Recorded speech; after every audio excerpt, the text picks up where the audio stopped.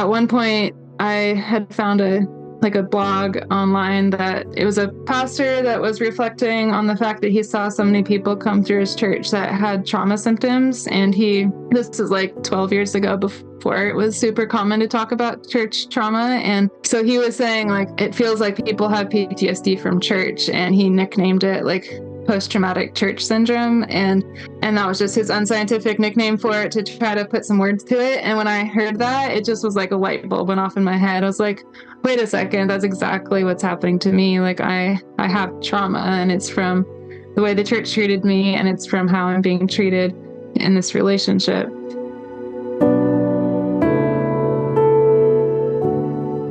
Welcome back, everybody, to Prey versus Predator, the podcast where we try to support survivors of coercive control, give a language to the behaviors and nuances of coercive control, and we are so glad that you have joined us here today.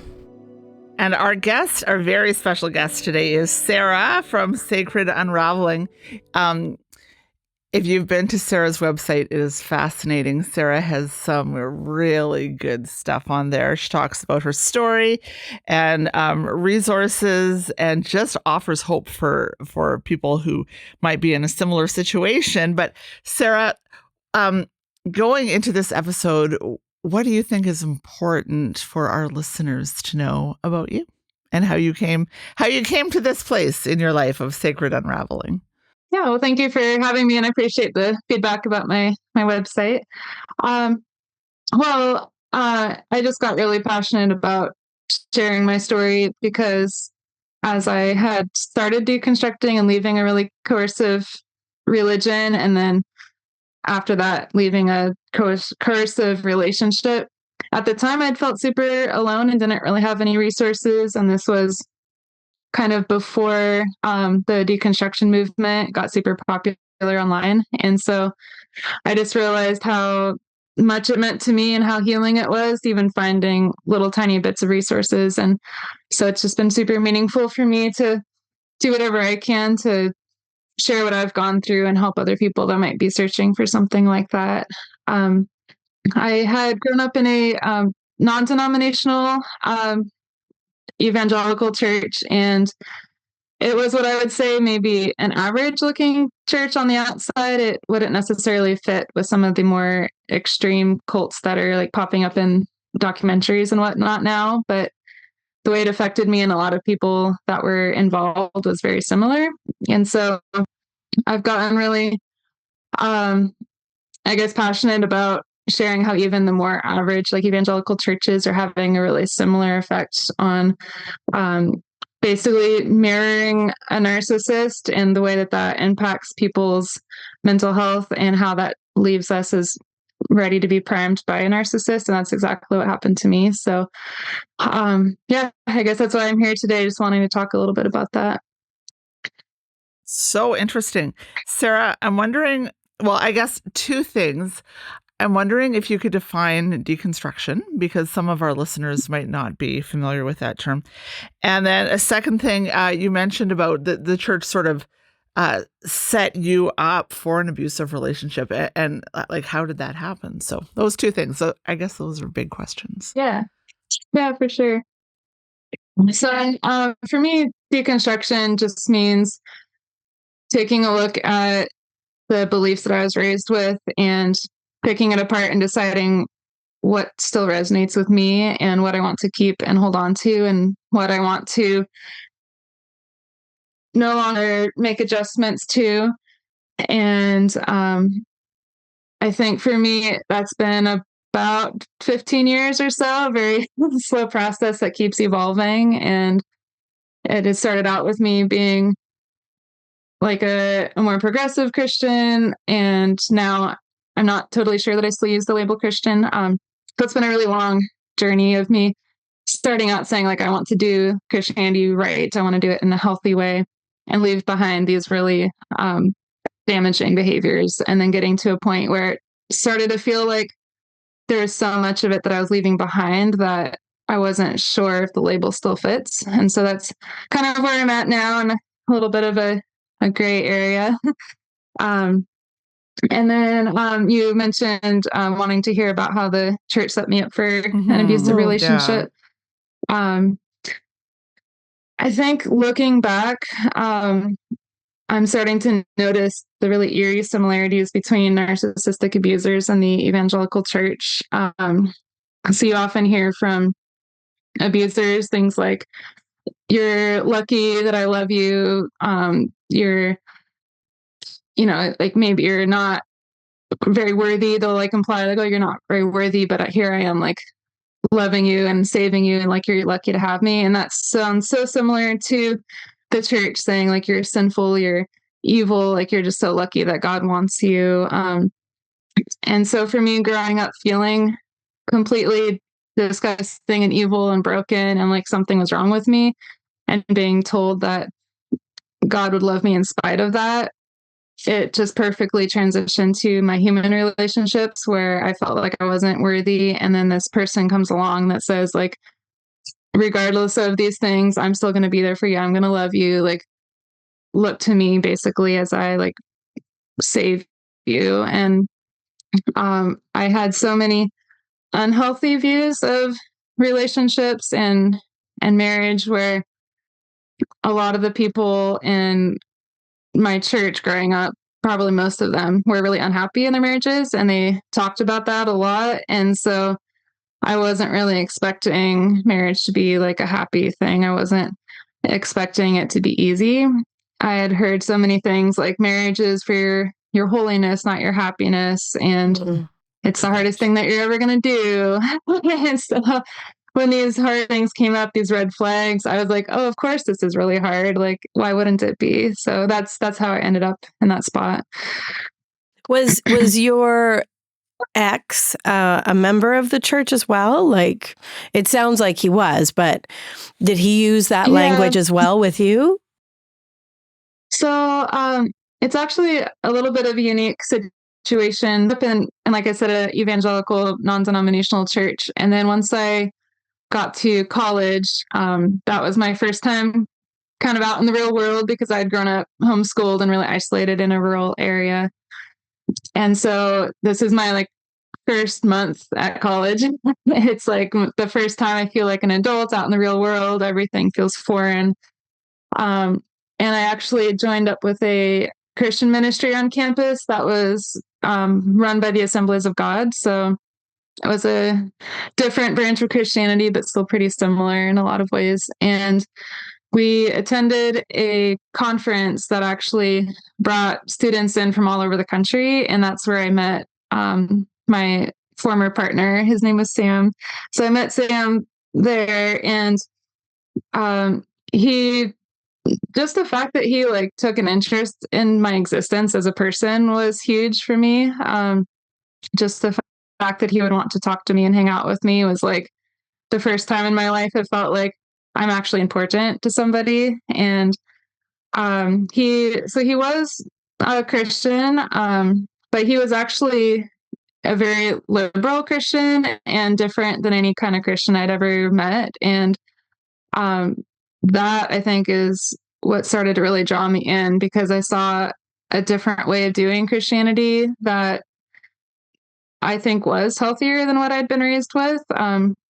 The ability to be able to question theology and to have these long conversations about the Bible and our beliefs and being able to look at it in a different way. That's really what just drew me in and made me feel like kind of alive for the first time. Just having that freedom with him, We talk a lot about predatory behaviors and predatory experiences. Can you think when you're in your relationship, do you have any sort of red flags that you kind of go back and go, oh, and then we can connect that to maybe the way you've been kind of primed for those situations. Can you think of anything from when you were in the relationship? Yeah. So I remember one of the first things that he said to me. So I was 18 at the time that I met him, almost 19, and he was a few years older. I think he was about 22, almost 23. And so when he found out how old I was, he said like, wow, you're the most mature 18-year-old I've ever met. And he just seemed like so shocked and like blown away. And he's like, wow, I can't believe you're 18. You're so mature. And like kind of acted like he was meeting this like famous, amazing person. And that just made me feel so good. I was like, wow, like I'm so wise and this person recognizes it. And I would say that like, the love bombing, the like buttering me up from the get-go, like just making me feel amazing around him. And how long were you together? How long were you in a relationship before you thought, oh, maybe this isn't good? Yeah. So since he was actually from a different state, it was kind of a long, drawn out process of figuring out a relationship. So we met at this conference that lasted about a week. We spent pretty much the whole week together, just hanging out constantly. And then after he left, we just kept chatting, hours long conversations online. And my parents, I was still living with my parents at the time, and they were getting a little suspicious. They're like, why is our daughter online so much? And like they were so protective that it was a little bit concerning for them. But that just pushed me toward him more to have that like control from my parents, So it was basically a year of us just talking constantly, every day. And then I decided to go out to visit him and his family a year later. And at this time I was 19, almost 20. And I felt like it wasn't that big of a deal. Like I'm an adult, so like people go visit their friends all the time. But as you can imagine, with a controlling religion, that was like a really big deal for them. And my parents and my friends, when they found out I was going to fly out and visit him, they basically completely freaked out and started like trying to destroy my reputation, like gossiping to the church, like, oh, she's doing inappropriate things without a chaperone. And it was, looking back, one of the most traumatic things that had happened to me, because you spend your whole life in these religions on edge, anxious and terrified of ruining your reputation and making people unhappy. And that is basically what happened. Like what I had been afraid of for 18 years, it finally happened. And it was just all at once. Like everything just crumbled down. I lost my job at the time because I was working for a family in the church. I lost my ability to be a leader in any of the Christian groups I was in. And I lost my best friends. My family relationships were no longer close for a long time. And you can imagine when you lose everything and lose your friends, your job, your family, that's just going to push you even closer to this person, because they're the only person that's there for you, the only person that's left. And so this kind of turned into like a unofficial relationship, because he was doing that pull away kind of thing that narcissists often do. Like he would love bomb me and say like, oh, you're so amazing, I want you. And then once I was like, yeah, I want to be with you, he'd be like, well, let's see, like we have to make sure that this is a good idea, or I'm not sure I'm ready. Like he just kept backing up and like pulling me further and backing up and pulling me further. And that honestly lasted another year or two. And he finally moved out to the same state that I lived in. And that's when we started like officially dating. And I guess we were together for almost 8 years. I didn't get away until I was about 26. So it was a huge chunk of my life. Well, it makes sense that, well, it doesn't make sense, but it makes sense in the sense of that you went from one controlling environment, it sounds like, to another controlling situation, and you are isolated from your family and your friends in this situation because of your parents being so controlling. They've almost turned their back on you, it sounds like. And so, on some level, that you lost everything. So, of course, it would join you with this person in a very like us against the world. But then that's not the best for somebody who is a predator to be in that situation. Yeah. And like I mentioned before, since he was a more liberal Christian, I thought that I'd hit the jackpot. I was like, wow, this person is not so controlling with his religion. Like he's doing Christianity right. That's what I thought. And I still believe that progressive forms of Christianity are much healthier, but that doesn't mean that every single person within the movement is a healthy, safe person to be with, and this person was not. And it just seemed to me, as someone that came from such a isolated background, that maybe he was the only progressive Christian in the world. I didn't know. I had no way of knowing. And so I thought, wow, he is so unique and so different. I know that I don't want to marry someone like the church that I grew up in, so I can't go back. I have no choice. He's the best option. And I'm just so lucky that I found this. I wasn't about to try to give that up. So when did that change? Well, like I said, we were together for almost 8 years. And for a while I was living kind of a double life in a sense, because I was still involved in this Assemblies of God ministry on campus. And I was, but they were definitely more conservative than I felt like I was becoming. And so on one hand, I was like, following all the rules, and behind the scenes, I was like getting closer and closer to this person that was so different and so unique. Like I was allowed to go out and like go to a bar with him. We can go get a drink, and that's not something I could do with the organization that I was working with. So I had these two completely separate parallel lives. And this person, Sam, he lived like about an hour and a half away from me and from the ministry I was working with. And so it was a little easier to keep those lives separate. And there were definitely a lot of red flags throughout. And there's a lot of moments, even from the very beginning, that I wasn't happy or didn't feel good about the relationship. But again, I just thought that I had no other choice. I thought he was the best option. And I remember in the ministry that I was working with, even though they were conservative and I didn't feel good about their theology, I did feel healthy as far as like being viewed as a good person and being valued in that community. They were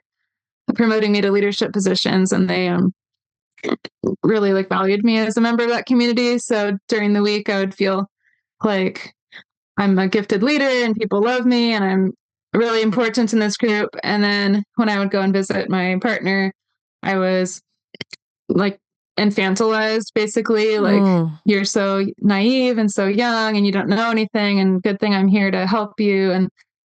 And basically you're broken, you need me. And this just kept going for such a long time because I didn't see any other options. Like, I knew that I didn't want to stay with a conservative religion because of the way it was damaging me. And I just really thought that he was the only option. And that basically continued until his narcissistic behavior got a little bit too textbook for me to keep ignoring it. We ended up eventually, after dating for about 6 years or so, we ended up getting married, and we did a bunch of traveling together. And I noticed as we were physically far away from people that I knew, like in other states, other countries, he kind of almost turned into like a different person. He would start trying to control like who I could talk to back home. And like, he was like watching my phone use and hiding his devices. And we would be in these, like, he was traveling a lot for work. And so we would be in these different towns where he was working. And when I would show up to visit, his coworkers would be like shocked that I existed. Like, they didn't know that he had a wife. And that really concerned me. But he'd be very close to these other women and like flirting with them in front of me, basically, and all that. Like, oh, like, we're just friends. Like, you were so isolated and you're growing up, you don't realize that this is how real people act, like that kind of stuff. And so it eventually was got to be too much where I did leave. But just the stories that I have from that time in my life is ridiculous. Like, we had a birthday dinner for me one time, and he waited until we were getting in the vehicle to leave to tell me that he invited like a lady friend, and she like gets in the car with us and goes to my birthday dinner with us. What? Things like that became like commonplace. and And it just how eventually did got you to be too react? much. How did you react to that? Yeah, it was insane. She just hopped in the car? Yeah, yeah. This woman just hops in the car and goes with us to dinner, and I can see them like texting each other back and forth, and there's all these like heart emojis going back and forth, and like right in front of me. Like I think he intended for me to see it, and I'm also pretty sure that he was telling everybody that we had like an open relationship and that I was okay with it. So these like women thought it was cool, you know. And so then I felt like so dumb because here I was like the only one in the room who didn't know what was going on, you know, and that happened over and over for years. Can I ask? Well, I will ask. Why am I saying Ken? I'm just thinking about like even myself. I could see myself from my history as well having a hard time speaking up in the moment where another woman gets into the car. Even though at my age now, I'd be like, what is going on? Who is this person? What's going on? But there's a sense of you don't have a voice. That and do you think that maybe your history primed you for that you didn't have a voice as maybe a person, but probably more specifically as a woman? And how has that changed for you, or has it? Yeah, that's a really good question. I think as women growing up in coercive religions, we are trained to be the peacekeepers and to not shake up the situation too much, not to rock the boat. And so between that and my really low self-esteem and lack of confidence from how I was treated in the church and also in this relationship, I didn't feel like an equal person. I mentioned the term like infantilized, and that's how I felt. I felt like a little child, and that he was the adult and like the real person in the real world. He was just guiding me, and I didn't know anything world. And part of that was true because I had been so isolated. I really didn't know much about anything outside of the church I was raised in. And so I was just so confused, and it felt like everything was a foreign language to me. It really didn't seem like speaking up was even an option. Like I don't think I was stopping myself from speaking up. It wasn't even part of my toolbox, you know. This is just the way it is. And I think I was constantly trying to give him the benefit of the doubt and saying like, oh, he must just think that I want to hang out with his friend, you know, like he thought this would be a fun birthday for me. Like, you know, like growing up in such a strict religion where like men and women really shouldn't hang out much, I knew that I didn't like that. And so I wanted to move toward like men and women can be friends and this is great, but how far do I let this pendulum swing? And so I didn't know. I thought maybe this is good. This is what should be happening. Like maybe my husband should be super close friends with this woman and that's okay because it's different than the church I grew up in.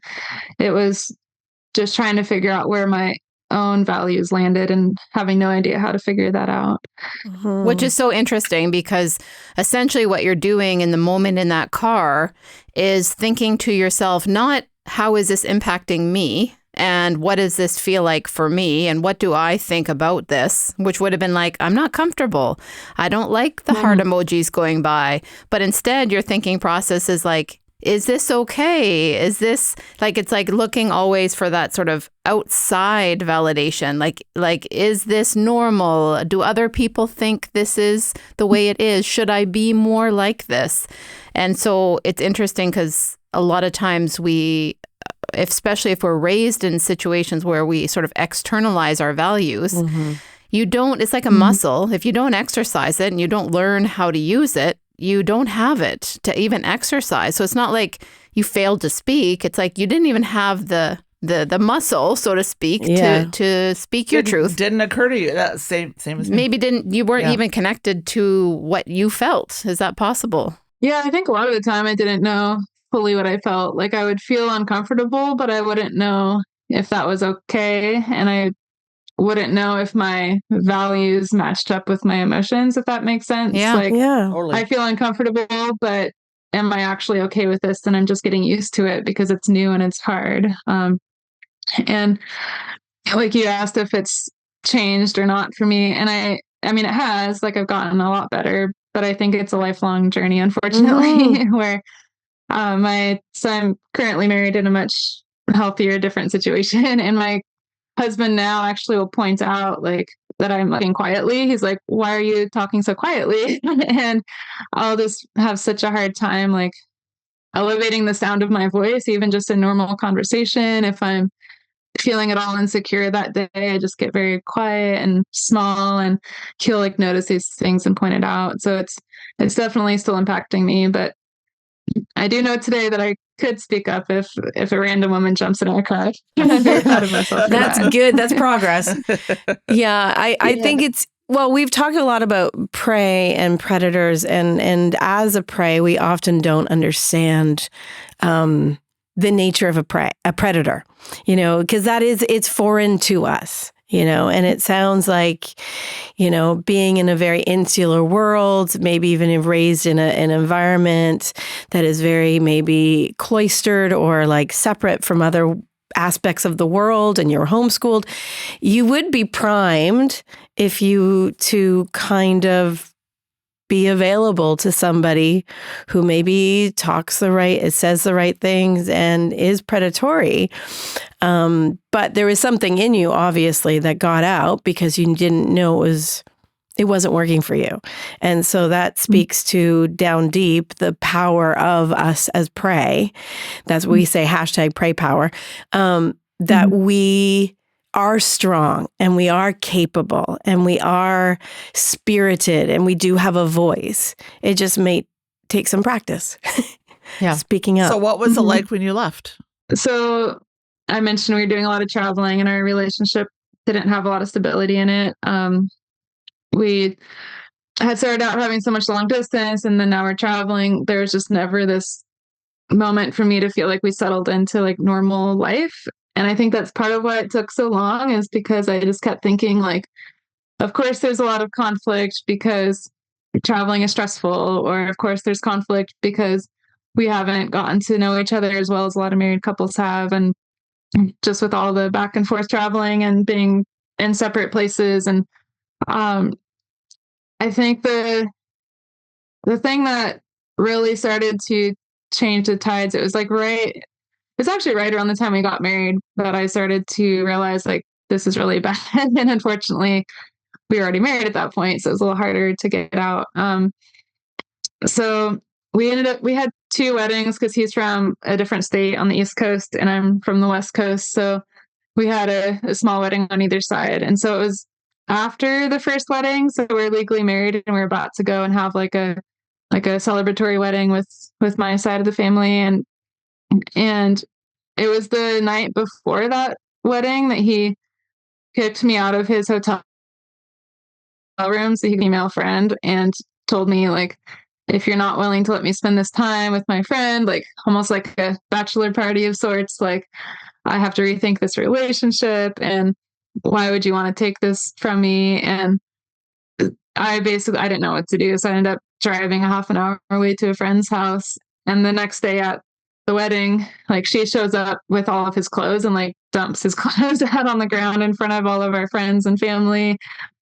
And I was just like, this is ridiculous. Something is wrong. Like I was still like trying to wrestle with like the benefit of the doubt, and like maybe it's okay that he has this really close friend, but this feels so wrong and something is not okay about this. And I just gave up my job to like get married to this person. My entire life is changing. Like, what do I do? And we went on our honeymoon. So we were in New Zealand. We were in a different country far away. Should have been an amazing time. And it was just constant conflict the whole time. Like I was trying to bring this situation up to him, trying to like ask him about some of the behavior. And he just kept like telling me like, I'm not accountable to anyone. Like I'm my own person.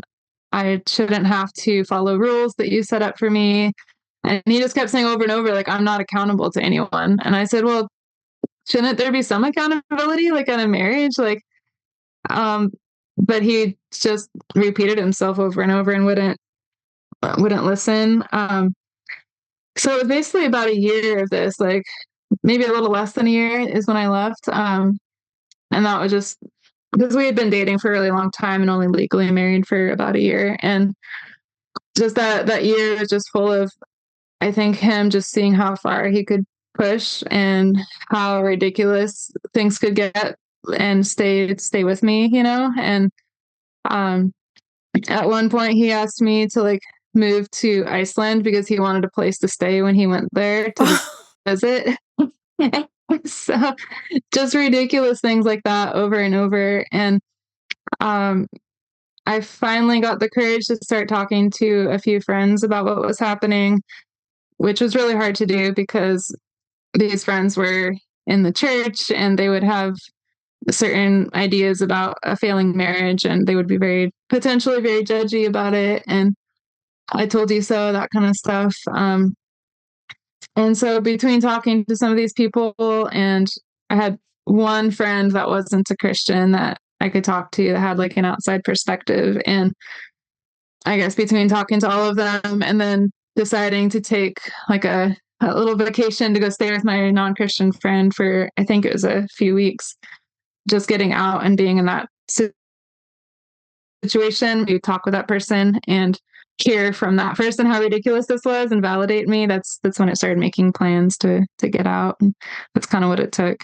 Good job, Sarah. So what are you in the process of putting out there in the world that you want? What is your message through Sacred Unraveling? What do you want the site to accomplish, or how people can reach out to you? Yeah, I think that I want there to be a resource available for people that are in my situation in the past where they feel like they don't have anyone to talk to, because even with the internet available, like a lot of people wouldn't even think to reach out to it, and so I know that makes it unlikely for some people to even find my site to begin with. But if they were to find it, I just want it to be a safe place for people to read what I'm saying and just wonder, like, does that feel familiar to me? Like, does that feel like something that I'm going through? And it's not just with abusive like relationships. It could be like, an abusive church. It could be an abusive boss, like whatever situation they have. I just want people to have just one more place that they could go and get some help. And I know for me, like having language to put on something like a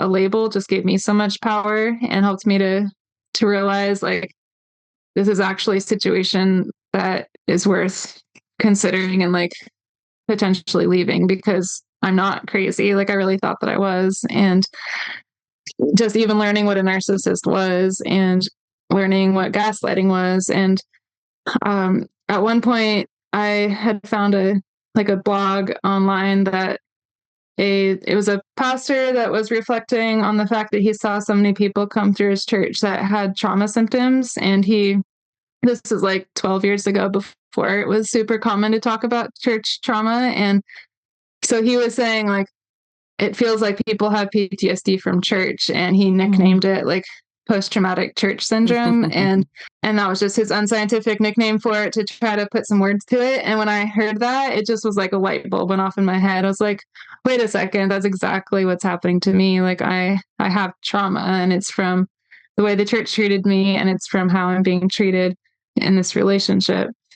So I'm just hoping that by putting some language to this, people might find a resource and gain some healing. And even for myself too, like by speaking up and telling my story, it's healing for me too. It's giving you a voice. We talked about that earlier. Exactly. You have a voice. So thank you for using it today with us. Thank you, Sarah. We really appreciate hearing your story. And our listeners, we ask that you please reach out to us, reach out to Sarah. Is there another Instagram or anything like, and other social medias that you are involved in, or is it just primarily your website? It's really just the, Sacred Unraveling is also on Instagram. So either sacredunraveling.com or at Sacred Unraveling on Instagram. I'm not as active on like my personal accounts or anything, so that would be the best way to reach out. Cool. Thank you so much. Thank you, Sarah, for your story. Yeah, and please reach out to us. We would love to hear your stories. It's very important to us that we build a community with the knowledge of who we are as prey, how powerful and strong, and that we have voices, and then also that there's predators out there and how to spot them and what to do and how to take care of ourselves and to arm and equip ourselves. And I recommend going to our YouTube channel and give us a like. You can also go to our Patreon and support us. We can't do this without your support, so we really appreciate it. And thank you, Sarah. Thank you, Sarah, so much. Yeah, of course.